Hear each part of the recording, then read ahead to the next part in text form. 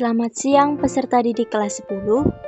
Hari ini kita akan mempelajari materi tentang klasifikasi makhluk hidup. Dari materi sebelumnya, kita tahu bahwa di Indonesia merupakan negara yang kaya akan keanekaragaman hayati. Dengan adanya klasifikasi makhluk hidup ini, kita akan lebih mudah untuk mengenali makhluk hidup berdasarkan persamaan dan perbedaan ciri-ciri yang dimilikinya. Selain itu, kita juga akan mengetahui hubungan antara organisme yang satu dengan organisme yang lainnya. Nah, langsung aja yuk kita belajar tentang klasifikasi makhluk hidup. Jangan skip ya. Untuk yang pertama, kita akan mempelajari dasar-dasar klasifikasi. Terdapat beberapa dasar klasifikasi yang digunakan dalam mengklasifikasikan makhluk hidup, antara lain ciri-ciri morfologi, cara reproduksi, manfaat atau kegunaannya, ciri-ciri kromosom, kandungan gen dalam kromosom, dan kandungan zat biokimia. Nah, sekarang bagaimana sih proses klasifikasi makhluk hidup dilakukan? Proses klasifikasi makhluk hidup dilakukan dengan cara mengelompokkan makhluk hidup berdasarkan perbedaan dan persamaan ciri-ciri makhluk hidup. Misalnya nih, kita menjumpai berbagai jenis hewan dan kita akan mengelompokkannya. Hewan yang memiliki persamaan ciri-ciri kita jadikan satu kelompok. Contohnya, kambing dan sapi menjadi satu kelompok mamalia. Karena memiliki persamaan ciri-ciri yakni memiliki rambut pada kulitnya dan hewan betinanya memiliki kelenjar susu. Sedangkan hewan yang memiliki perbedaan ciri-ciri membentuk kelompok lain. Berdasarkan dasar-dasar klasifikasi seperti yang sudah dijelaskan sebelumnya, sistem klasifikasi makhluk hidup dibedakan menjadi 3 sistem. Yang pertama yaitu klasifikasi sistem alamiah. Klasifikasi sistem alamiah merupakan klasifikasi untuk membentuk takson-takson yang bersifat alami atau sesuai kehendak alam. Dasar yang digunakan yaitu adanya persamaan sifat, terutama sifat-sifat morfologi. Kedua, klasifikasi sistem artifisial atau buatan. Klasifikasi sistem artifisial yaitu sistem klasifikasi yang mengutamakan tujuan praktis, misalnya berdasarkan kegunaannya. Berdasarkan kegunaannya, tumbuhan dikelompokkan menjadi tanaman obat, tanaman hias, tanaman makanan pokok, dan lain sebagainya. Selanjutnya yang ketiga yaitu klasifikasi sistem filogenetik. Klasifikasi ini didasarkan pada jauh dekatnya kekerabatan antar organisme atau kelompok organisme dengan melihat kesamaan ciri-ciri morfologi, struktur anatomi, fisiologi, dan etologi atau perilaku. Contohnya, tumbuhan tembakau mengandung nikotin, sedangkan tumbuhan kecubung mengandung skopolamin. Kedua tumbuhan tersebut mempunyai alkaloida yang sejenis, sehingga kedua tumbuhan tersebut dikelompokkan dalam satu suku yang sama, yaitu Solanaceae. Selanjutnya, kita akan mempelajari tentang tingkatan takson dalam klasifikasi. Tingkatan takson adalah tingkatan unit atau kelompok makhluk hidup yang disusun mulai dari tingkat tertinggi hingga tingkat terendah. Ini merupakan gambar bagan tingkatan takson makhluk hidup. Urutan dari kingdom ke spesies disusun berdasarkan persamaan ciri-ciri yang paling umum. Kemudian, semakin ke bawah, persamaan ciri-ciri semakin khusus, serta perbedaan ciri-ciri semakin sedikit. Dapat dilihat, urutan pertama dimulai dari kingdom atau kerajaan, yang merupakan tingkatan takson tertinggi dengan jumlah anggota takson terbesar. Kedua yaitu filum atau divisi. Filum digunakan untuk takson hewan, sedangkan divisi digunakan untuk takson tumbuhan. Ketiga yaitu kelas. Dari divisi atau filum masih dibagi menjadi kelas-kelas menurut ciri-ciri yang masih umum. Keempat, yaitu ordo atau bangsa. Anggota takson pada setiap kelas dikelompokkan lagi menjadi beberapa ordo. Kelima, yaitu familia atau suku. Dari ordo ke famili, anggota-anggotanya semakin memiliki ciri-ciri khusus yang sama dan perbedaan cirinya semakin kecil. Keenam, yaitu genus atau marga.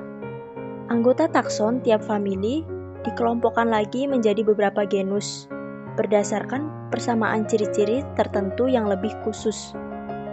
Ketujuh, yaitu spesies, merupakan tingkatan takson paling dasar atau terendah.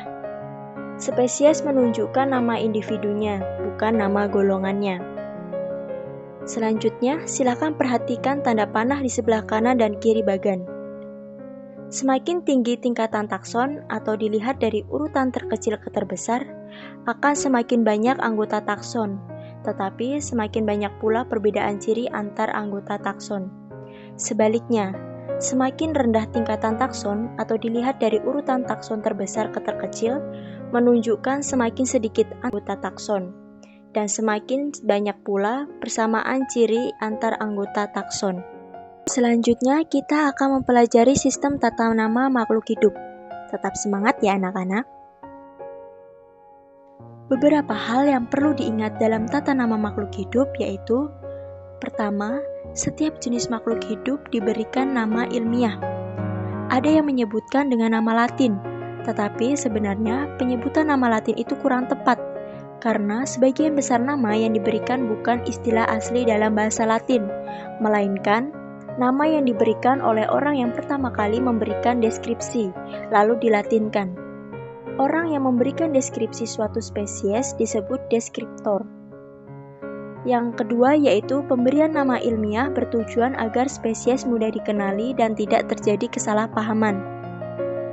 Nama ilmiah berlaku secara universal, tidak seperti nama lokal di mana spesies akan disebut berbeda di daerah berbeda. Misalnya, di Jawa Tengah dalam bahasa Jawa, pisang disebut gedang, sedangkan di Jawa Barat dalam bahasa Sunda, gedang artinya pepaya. Selanjutnya yaitu pemberian nama ilmiah menggunakan sistem tata nama ganda yang disebut binomial nomenklatur. Terdapat beberapa kaidah dalam sistem tata nama binomial nomenklatur, antara lain: 1. Menggunakan bahasa Latin atau bahasa lain yang dilatinkan. Kedua, terdiri atas dua kata, di mana kata pertama merupakan genus, sedangkan kata kedua merupakan spesies yang spesifik. 3, yaitu huruf pertama pada kata pertama ditulis dengan huruf besar atau kapital, sedangkan untuk huruf selanjutnya ditulis dengan huruf kecil. Keempat, yaitu nama genus dan nama spesies dicetak miring atau digarisbawahi secara terpisah. Kelima, nama deskriptor dapat dituliskan di belakang nama spesies dengan huruf tegak tanpa garis bawah. Berikut merupakan contoh penulisan nama ilmiah. Misalnya pada tanaman kedelai dengan nama ilmiah Glycine Maxmer. Kata Glycine Max dibuat italik, tetapi dapat juga ditulis dengan garis bawah secara terpisah. Kata glycine merupakan kata pertama, dan huruf pertama tersebut ditulis dengan huruf besar. Kemudian, kata mer tetap tegak tanpa garis bawah atau dibuat miring. Mer adalah nama deskriptor, dengan nama asli yaitu Meryl. Silakan perhatikan tabel berikut mengenai pemberian nama takson makhluk hidup untuk dapat lebih mudah mengingatnya. Nama divisi pada tumbuhan biasanya diakhiri dengan pita, sedangkan filum pada hewan tidak ada aturan tertentu. Nama kelas pada tumbuhan biasanya diakhiri dengan opsida, sedangkan pada hewan tidak ada aturan tertentu. Nama ordo pada tumbuhan biasanya diakhiri dengan ales, sedangkan pada hewan tidak ada aturan tertentu. Kemudian, nama famili pada tumbuhan biasanya diakhiri dengan AC, sedangkan pada hewan diakhiri dengan idae. Berikut merupakan contoh hasil klasifikasi makhluk hidup pada hewan dan tumbuhan. Contoh yang diambil untuk hewan yaitu kucing. Perhatikanlah tabel 1. Kucing termasuk kingdom Animalia. Filumnya yaitu Chordata yang merupakan kelompok hewan vertebrata atau memiliki tulang belakang. Untuk kelasnya yaitu Mammalia, kelompok hewan yang memiliki rambut dan hewan betinanya menyusui. Untuk ordonya yaitu Carnivora. Untuk kategori Carnivora biasanya akan mengonsumsi makanan berupa daging. Kemudian familia yaitu Felidae yang merupakan keluarga kucing. Seperti yang sudah kita pelajari tadi, biasanya nama penulisan famili pada hewan diakhiri idae. Genusnya yaitu Felis. Anggota genus Felis semuanya kucing kecil seperti kucing peliharaan atau kucing rumah. Nama spesiesnya yaitu Felis silvestris chatus. Selanjutnya yaitu contoh klasifikasi tanaman pada jagung pada tabel 2. Jagung merupakan kingdom Plantae. Untuk divisionya yaitu Magnoliophyta atau termasuk tumbuhan berbunga. Untuk klasisnya yaitu Liliopsida, tumbuhan berkeping satu atau monokotil. Untuk ordonya yaitu Poales, familianya yaitu Poaceae, genusnya yaitu Zea, untuk spesiesnya yaitu Zea mays. Penulisan untuk akhiran setiap kata divisio, kelas, ordo, dan famili sesuai dengan yang kita pelajari sebelumnya. Selanjutnya kita akan mempelajari identifikasi makhluk hidup. Yuk tetap semangat, bentar lagi selesai nih. Beberapa hal yang perlu diperhatikan dalam melakukan identifikasi makhluk hidup yaitu pertama, pengetahuan tentang klasifikasi makhluk hidup. Kedua, pedoman atau kunci determinasi. Ketiga, buku referensi atau pustaka atau sumber referensi lainnya. Keempat, yaitu gambar organisme yang sudah diketahui dan telah memiliki nama. Kelima, yaitu spesimen acuan yang berupa organisme yang diawetkan. Selanjutnya kita akan mempelajari tentang kunci determinasi. Kunci determinasi adalah petunjuk praktis untuk mengidentifikasi dan mengklasifikasikan suatu organisme ke dalam suatu tingkatan takson tertentu.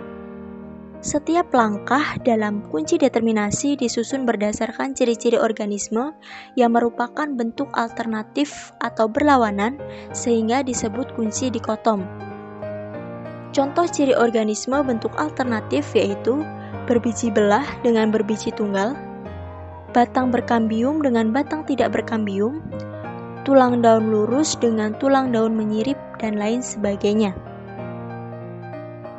Hal-hal yang perlu diperhatikan dalam pembuatan kunci determinasi antara lain 1.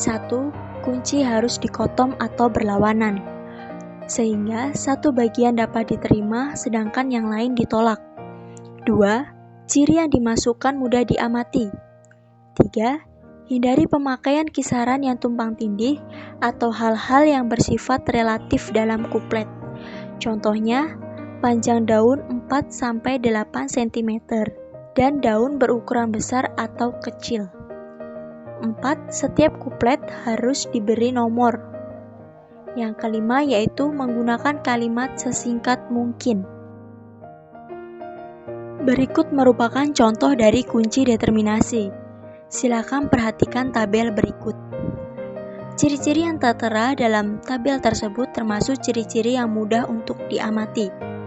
Pernyataan pada setiap kuplet juga diberi nomor. Misalnya pada kuplet pertama diberi nomor 1A dan 1B. Kalimat kunci juga sudah dibuat singkat dan sudah berlawanan. Misalnya di kuplet pertama yaitu nomor 1A, hewan tidak memiliki ruas tulang belakang. Sedangkan 1B, hewan memiliki ruas tulang belakang. Itulah yang disebut dengan kunci dikotomi. Nomor pada setiap akhir pernyataan atau kata di akhir setiap pernyataan kuplet merupakan petunjuk. Untuk lebih mudahnya, Ibu akan memberikan contoh. Misalnya kita akan mengidentifikasi udang dengan kunci determinasi tersebut. Pertama, baca dengan teliti kunci determinasi yang tersedia tersebut. Kita mulai dari kuplet pertama. Cocokkan pada kunci determinasi dengan udang yang akan kita identifikasi. Misalnya pada kuplet pertama kita mulai dengan nomor 1A. Hewan tidak memiliki ruas tulang belakang. Apakah udang tidak memiliki ruas tulang belakang? Ya, benar. Udang tidak memiliki ruas tulang belakang. Sehingga kuplet nomor 1A kita terima, sedangkan 1B kita tolak. Kuplet nomor 1A di akhir pernyataan menunjukkan nomor 2. Itu tandanya kita harus beralih ke pernyataan kuplet nomor 2. Pernyataan kuplet nomor 2A, tubuh lunak, kaki tidak berbuku-buku. Apakah udang memiliki ciri-ciri demikian? Tidak, sehingga nomor 2A kita tolak. Kita beralih ke 2B. Tubuh tidak lunak, kaki berbuku-buku. Apakah udang memiliki ciri-ciri demikian? Ya, benar, sehingga 2B kita terima. Di akhir pernyataan 2B menunjukkan nomor 4, sehingga kita harus beralih ke pernyataan nomor 4. Perhatikan kuplet nomor 4A. Apakah udang bersayap? Tidak, udang tidak bersayap, sehingga pernyataan kuplet nomor 4A kita tolak. Kita beralih ke 4B. Apakah udang tidak bersayap? Ya, udang tidak bersayap, sehingga pernyataan nomor 4B kita terima. Di akhir pernyataan 4B menunjukkan krustase. Itu tandanya udang merupakan kelompok hewan krustase. Sehingga dari hasil identifikasi menemukan jawabannya yaitu udang dengan kunci determinasi nomor 1A, hewan tidak memiliki ruas tulang belakang, kemudian 2B, tubuh tidak lunak dan kaki berbuku-buku, dan nomor 4B, tidak bersayap. Udang juga merupakan kelompok hewan krustase. Nah, anak-anak, pembelajaran kita hari ini sudah selesai. Semoga materi yang Ibu berikan mudah dimengerti dan dapat bermanfaat untuk kalian. Tetap semangat dan jaga kesehatan selalu.